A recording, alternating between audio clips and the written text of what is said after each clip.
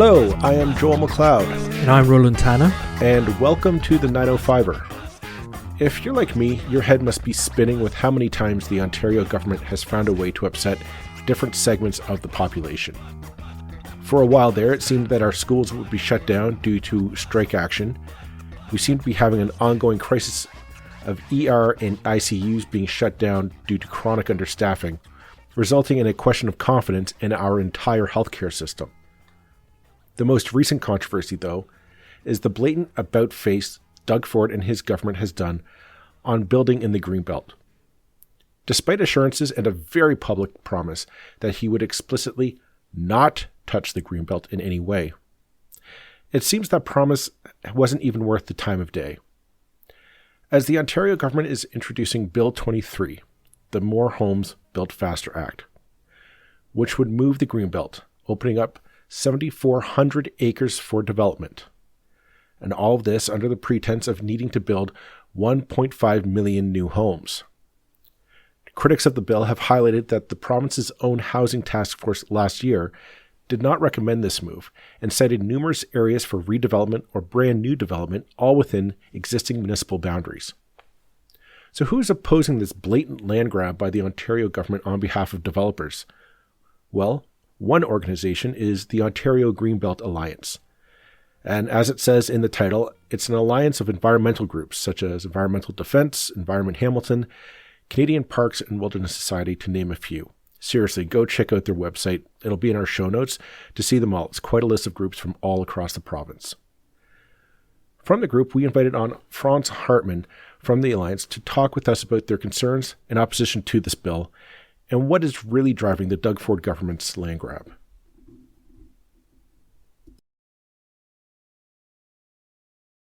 Well, welcome Franz Hartmann from the Ontario Greenbelt Alliance to the 905 podcast. Thanks for joining us today. Thanks for having me. So probably the best thing to just get us started is give us a quick explanation of what the Ontario Greenbelt Alliance is and how it came into being. Sure. The Ontario Greenbelt Alliance has been around, since before 2005. It's really a group of organizations and individuals who care about protecting, preserving, and growing the Greenbelt. And I mean, when you say members, I mean, it's a pretty impressive list of members. And the members are organizations in their own right. I mean, just looking at your website here, you've got Green Durham, Greenpeace Canada, Grand River Environmental Network. I'm just going through the G's, as you can hear here. Yeah, it's a great group, great network. We have really, really small groups that are perhaps in the northwestern part of the Greater Golden Horseshoe, like a watershed group, all the way to really large organizations like Environmental Defence Canada, and groups in between. Environment Hamilton is part of this. In fact, Linda Lukasik, the executive director of Environment Hamilton, she's on our steering committee. So it's people and organizations who care about the Greenbelt and care about the issues that are related to the Greenbelt. And obviously, you know, the reason we wanted to speak to you right now is because of the announcement by the provincial government that they, let's try and use their explanation as they're going to move sections of the Greenbelt somewhere else. And something that we've talked about on this podcast is kind of the need for all the many environmental groups to kind of cooperate in a similar way that the unions did recently with regard to the education workers strike. Do you feel that first of all, what was your reaction to the announcement from the provincial government? Sadness, disappointment, a bit of frustration, because it's completely unnecessary. The province announced their intention to take 7,400 acres of prime agricultural land and natural areas, watersheds, etc., out of the Greenbelt. And their justification is, well, we needed to build 50,000 units of housing. Well, they don't need it. There is more than enough land. There's more than enough land in existing cities and towns, with proper, taking spaces in neighborhoods across the Greater Golden Horseshoe, which are, not being used properly. Empty lots, main streets, getting rid of or replacing 2-story buildings with European style 6, 7, 8-story buildings. There's more than enough room there. And then on top of that, there is already land that has been designated, so-called greenfield, farmland and natural areas that has already been designated for development. And there's so-called white belt, and there's over 88,000 acres that's been set aside. So there's a huge amount of land that has been designated for development. So why would the province say, well, we're going to take these 7,400 acres out of the Greenbelt? And I mean, I've got an answer to the why, but it's not necessary. And the government is not telling the truth about why it's taking the land out. This has been a very contentious issue over the last number of years. We've had debates in Halton, in Peel, and definitely in Hamilton. Very recently in Hamilton, like actual municipal votes on whether to expand into the Greenbelt or to further expand development into these sensitive areas of the environment. And I wonder maybe if you can comment on that.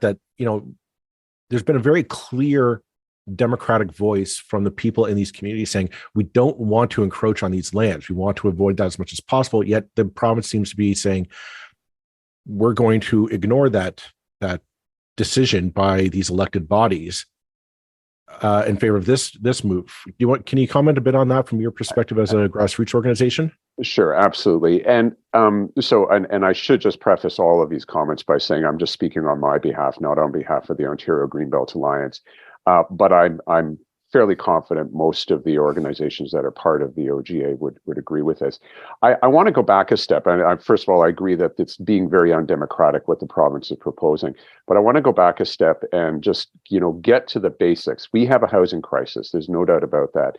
There are not enough affordable homes out there on the market for people. And as importantly, there are not the proper choices of housing types of dwellings, right?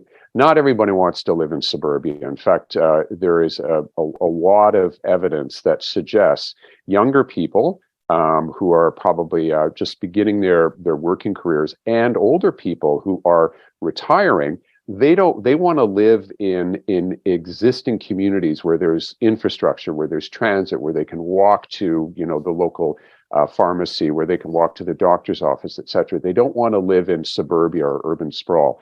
And so the market is actually saying, people are saying, we want to live in built-up urban areas, and that was reflected in what the city of Hamilton did a few months ago when they were updating their official plan. And they, I don't know if it was a unanimous vote, but it was pretty damn close, saying we do not want to increase what's called our urban boundary, right? We don't want to bring new lands into the urban boundary. We want all of the new housing to be built in land that's already been designated. For the province to then turn around and say, A, we're going to ignore what the market is demanding, that more housing gets built in the urban core, and then B, we're going to ignore what municipal elected officials or governments have done, is a real slap in the face of democracy. And I think it's going to come back to haunt them. And you said a few minutes ago where you have an idea about why. What's the why? Is it just simply the developers are the people with the money and they're the people who donate to the PC party? Or is there more to it than that? Well, I think it's part of the answer lies in what's happened in Waterloo region, which I know is a bit outside of your listenership. But in Waterloo region, a former city planner spoke to a regional council committee last week, and he presented some very interesting statistics. He noted that in the region of Waterloo, since 2006, almost 20,000 permits have been given to the development industry to build dwelling units, homes. And these are anything from single family homes to, multifamily homes to apartment buildings, etc. So since 2006, almost 20,000 permits have been given. However, only 1,700, or on average, about 9% of those permits have actually been built on. In other words, the development industry in the Waterloo region had the opportunity to build 20,000 homes since 2006, but they've only built 9,000. So that to me is a clue about what's going on. And it's not about the reason that housing and homes aren't being built isn't because there isn't enough land. We know there's more than enough land, and it isn't because of municipal red tape or whatever. It's because this is what the development industry does. They have developed a business model that builds housing at a rate that maximizes their profits.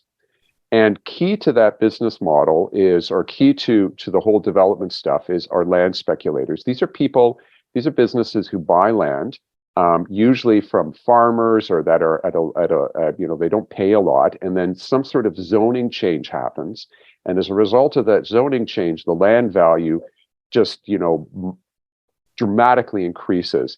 And we know from media accounts that there was a bunch of land that is in the Greenbelt that has now bought by developers or by land speculators.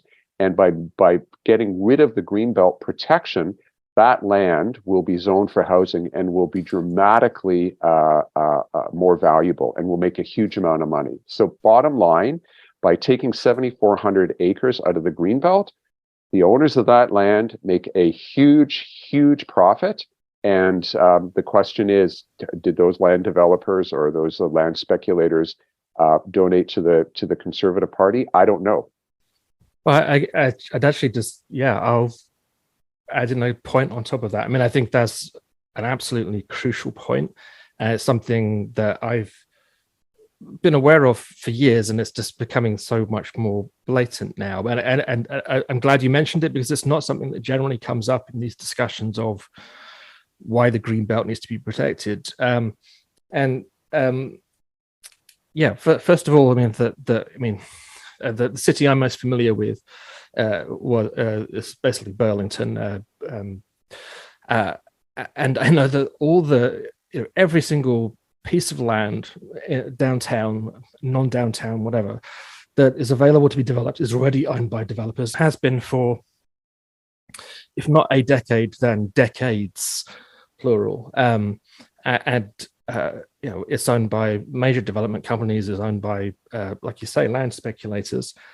And in some cases, there are pieces of land that were zoned for, I think of one piece of land in particular, which was included in the recent announcement, that was zoned for commercial use. And the owner, I won't mention their name, but the owner of that piece of land is a prominent donor to the local Conservatives, and has long wanted to have that converted to residential, and the city would not do that. And there's good reasons why they didn't want to convert that to residential, because there's a shortage of commercial land in Burlington. And, if we want to employ people, we want to have places where people can work. You don't want just to be this residential dormitory town. So the connection between that company and the Conservatives is open for all to see. The long history of donating, and hey presto, this piece of land has now been changed to residential zoning, which means that you can put houses on it, whatever. It's one of the few pieces of green space actually within the boundaries of the city of Burlington. This is absolutely what has been going on, and the sheer, the bigger point that everything is already owned by developers, unless they're currently buying it to begin speculating on it. That they're buying land that is zoned never to be built on. Well, why would you do that? unless you believe you can sway the government to open it up for you. We saw this with the Highway 413 as well, I believe. Now, this is a very non-journalistic kind of rant that I'm going on here, but I just want to sort of drive it home to people, just the exactly how this works. And I think you've really set it out in a very interesting way there with the sheer numbers that are going on in Waterloo. There's no question mark at the end of that statement, but is there anything else you want to sort of add on that point? Well, I think that the key thing to add on is it doesn't have to be this way. There are developers in the Greater Golden Horseshoe, in particular, including in Waterloo region, that are actually making money doing really good development, building the sort of housing that younger people and older people want. I don't know how many of your listeners have gone to downtown Kitchener or downtown Waterloo recently. Waterloo's my hometown, so I get back there fairly regularly, and it's utterly transformed. It's slowly but surely becoming like a European-style city, which is beautiful. People can walk, etc. There's people live close to where they work and where they shop and where they play. This can all be done, and there are some developers who actually have figured out, okay, we can make money off of this, and they're the ones that should be supported, right?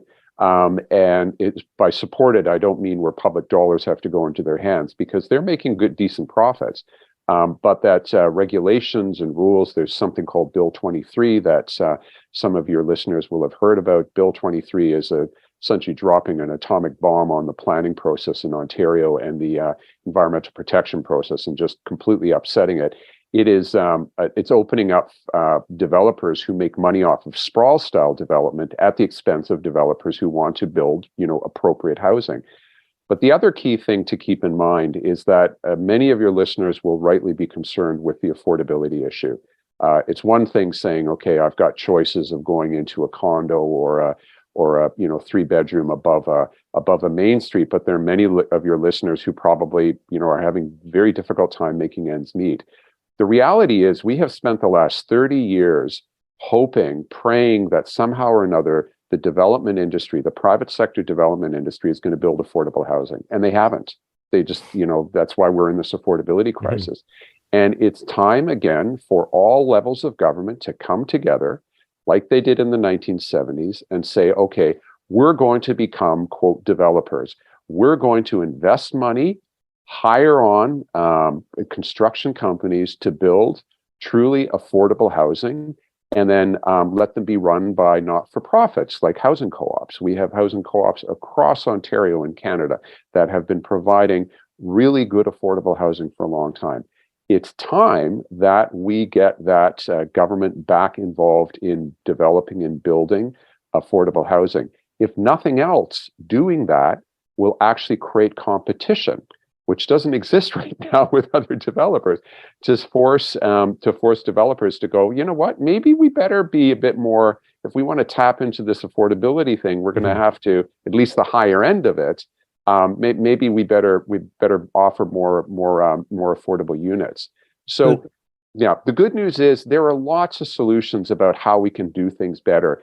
All of it requires the provincial government to stop creating or destroying the laws that allow good development to happen, and stop the provincial government from favoring sprawl type development, which has been devastating to the environment and to people's pocketbooks. Well, like on that note, the one thing that if you read into this issue of development and the housing crisis as it stands right now, it just seems that our options to buy new housing in this market-driven solution is, as I said in a previous podcast, like your McMansion cookie-cutter homes, right? Like those gigantic homes that are going to cost you $1 million, $1.5 or $2 million, or some tiny 1-bedroom condo in a 30-story tower. And there seems to me like there's a big gap there between different styles of housing. Like it's not even a market, right? Like that's not a market. That's two styles of housing but what about the family in between, right? Yeah. And it's just, I wonder if you could just get us some insight in terms of like, why do you think that is? Like we're talking about a market-driven solution to the housing crisis, yet the market doesn't seem to be providing a variety of solutions to meet customer demands. Not everybody wants to live in those two options of homes. Yeah. But before I touch that, Joel, about what in the planning community they call that the missing middle, I just wanted for all your listeners just to bring this back to the Greenbelt for just a moment. The reason this is also important is that we know that there's going to be more people moving into Ontario and Southern Ontario, and we need to find a place for them to live. And we need to protect the Greenbelt. We need to protect the local farmers who are growing our food and who we're going to rely on increasingly as we've got droughts in other parts of the world. And we need the Greenbelt because that's where natural areas are that provide incredibly important ecological services like carbon sequestration and flood mitigation. And as the climate crisis worsens, the Greenbelt will become increasingly important. So we don't want to develop on it. And that's why we're talking about this. The good news is building missing middle is not just good for the Greenbelt, it's also good for our lifestyles. This is where people want to live. And why isn't that missing middle being built? Again, it comes down to right now, we don't really have a true market when it comes to housing options.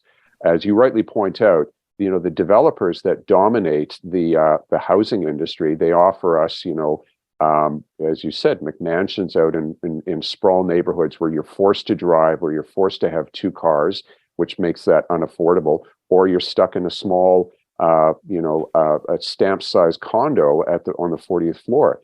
The developers who do want to build the 2, 3, 4-bedroom homes, people who want to build garden suites or laneway houses, so on and so forth, the province is doing them no favors by taking land out of the Greenbelt unnecessary and blowing up the planning process that Bill 23 does.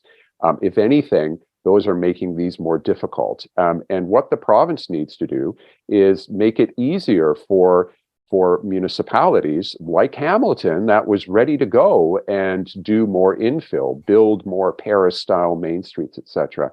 And frankly, the only way that's going to happen is if your listeners and if Ontarians, they have to call their MPPs and they have to have, say to them, and if the MPP happens to be a member of the government, progressive conservative, even better, and say, stop grabbing land, hands off the Greenbelt and stop Bill 23 and instead focus on building affordable,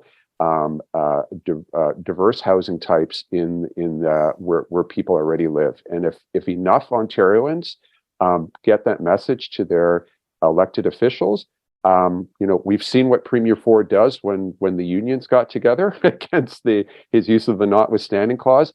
We can do the same thing if we get together and tell them to keep the hands off the Greenbelt and build affordable housing, good housing in places where we live.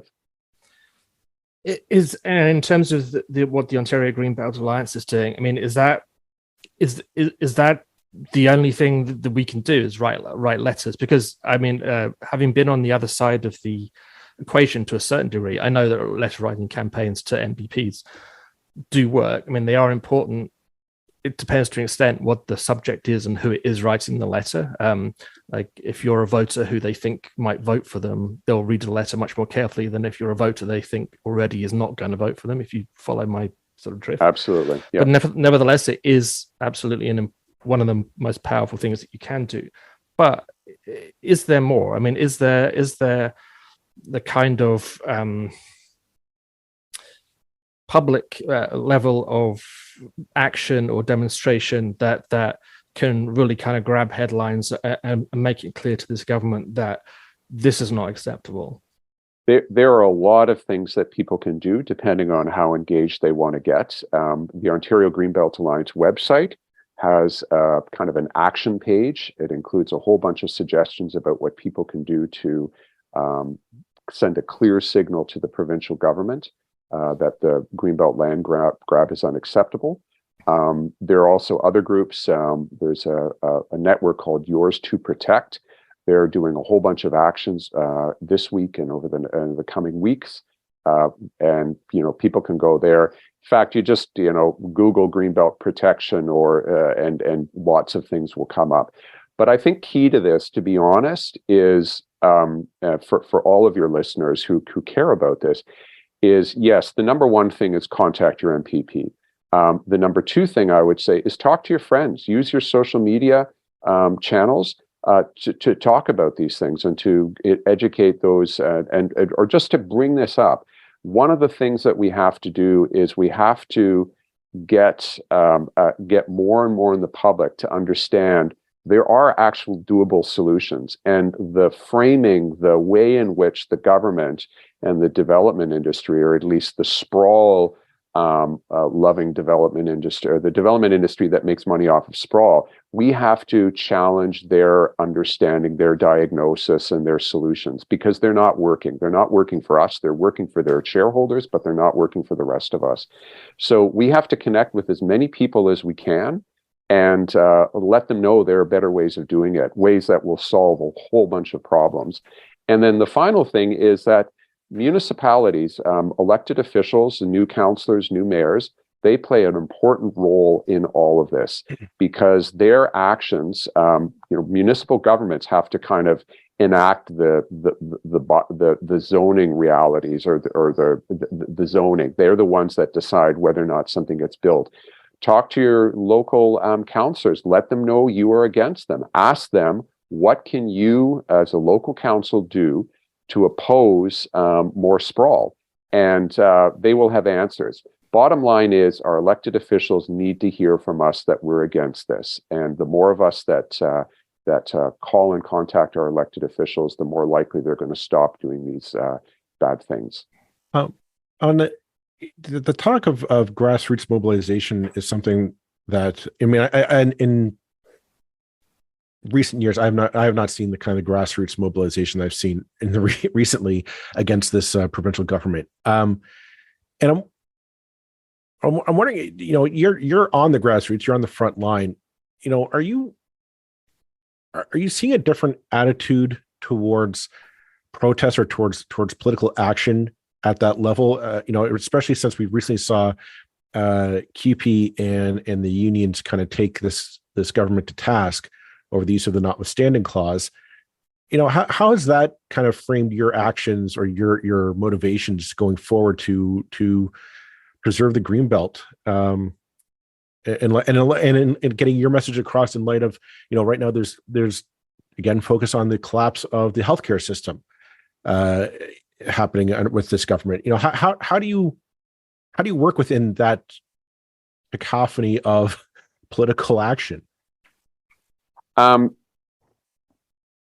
It's a good question. Well, I think what happened with the QP educational workers, that was an incredible moment in Ontario activist history, for the premier to kind of back down, essentially completely reverse course. That was, if not unprecedented, it happens very rarely. So I think that was a good shot in the arm to those of us who are upset with how the provincial government is behaving. It's like, yeah, we can change things. Activism, I think, in my perspective on this, and I've been an activist in various ways for well over 30 years now, I think there is a change in that groups and sectors, kind of stakeholder sectors, if you will, who haven't traditionally worked together, are beginning to understand that the solutions they're advocating are actually very similar. And that means that they're beginning to see the benefits of working together and collaborating instead of working in silos. And I'm beginning to see that. The Ontario Greenbelt Alliance is a perfect example of that. There are we've got members from the agricultural sector, from the environment sector, which in the past were seen as opposing each other. We now have very healthy, good working relationships with many stakeholders from the agricultural sector, because we all realize the importance of keeping agricultural land. That is happening also with on a broader scale There are groups that are working together that have never worked together before.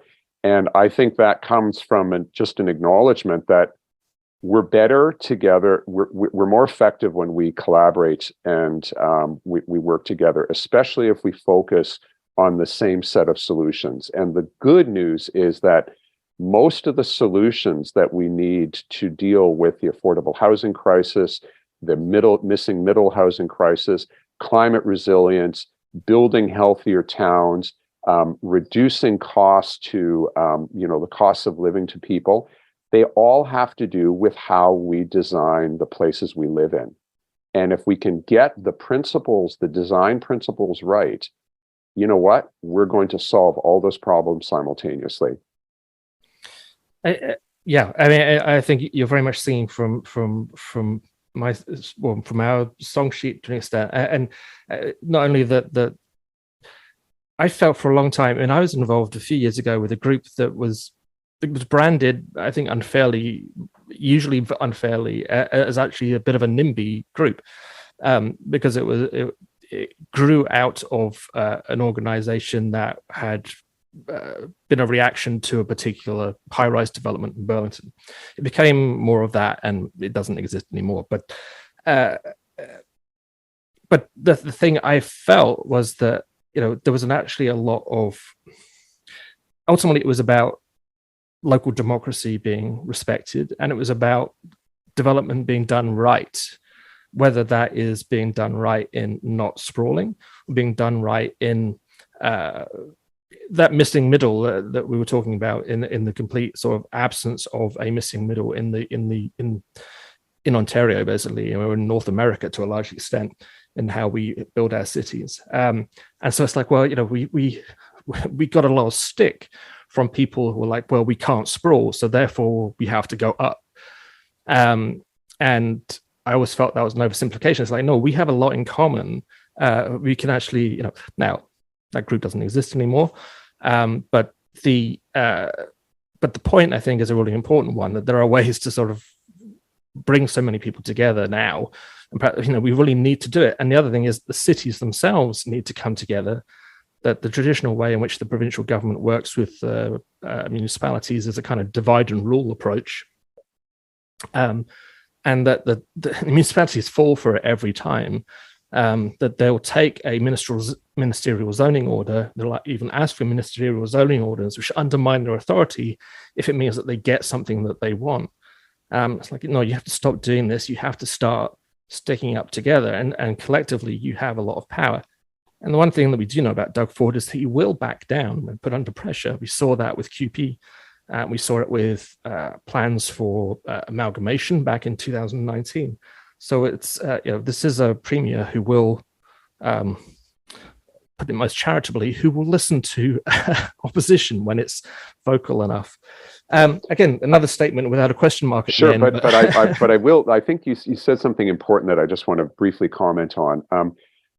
I think we have to acknowledge there are people who live within, our towns and cities, who, and I would say mostly they're people who live in single-family homes and who live in neighborhoods with predominantly single-family homes, who are opposed to almost any type of development. And part of it, I get it. We're creatures of habit. We don't like change. That's generally how human beings work. And there's a lot of fear and misunderstanding by this group of people when someone comes in and says, "Hey, we want to build some missing middle stuff." It's like, no. It's not a good idea. And I think we need to acknowledge that exists, and we need to figure out, well, how are we going to demystify and undo that, or allow those people to say, you know what, change is actually going to help you. And I think there are ways of doing that. And again, I know in Waterloo region, they were really, really good at transforming NIMBYs into YIMBYs, not in my backyard, into yes in my backyard. And so we have to work with those people, but we have to do it in a way that says, you know what, you don't get to throw a wrench in developing missing middle. But at the same time, we're going to acknowledge your concerns, and we're going to give you an opportunity to engage, to have input, but we're going to build this stuff because we need to. This is where it needs to go. But that comes back to local democracy. It comes back to engagement. We have to talk to each other, and we have to find the principles and the values we all agree to, and then figure out a way forward. That has to happen. It cannot be imposed, nor should the province impose, the current laws, proposed laws, Bill 20 through grabbing land from the Greenbelt. That's the other extreme that doesn't work. We have to find a middle ground where we can collectively work together to build better communities. You know what? I think let's leave it at that for the final word on this episode. Thank you very much, Franz, for taking your time to join us today to talk about this ongoing issue. And we look forward to seeing what you and the Greenbelt Alliance do next. Thank you very much for having me. Thank you.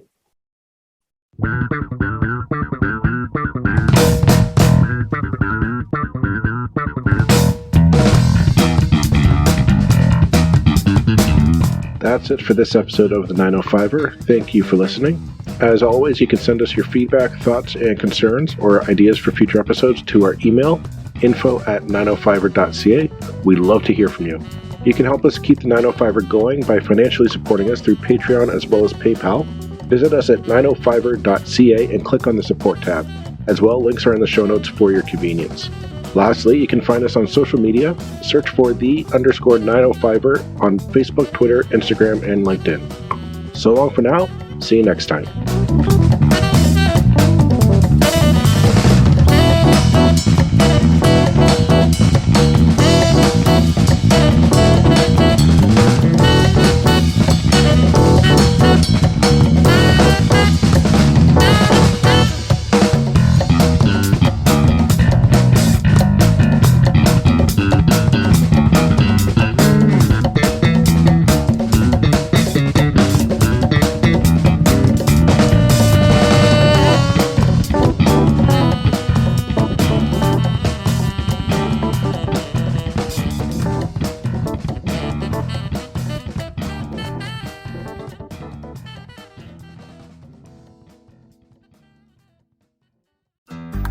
Looking to make the most out of this life and optimize your personal wellness? Then check out the Natural Man Podcast. Join me, host Mike C., as we explore all areas of human wellness, physical, mental, and emotional. Learn strategies to optimize your own well-being and be in the driver's seat of your own health. Remember, your doctor works for you. Learn biohacks, neurohacks, ways to improve sleep, and ways to optimize your body and your mind. Check us out on Apple, Spotify, the Fountain app, and at naturalmanpodcast.com.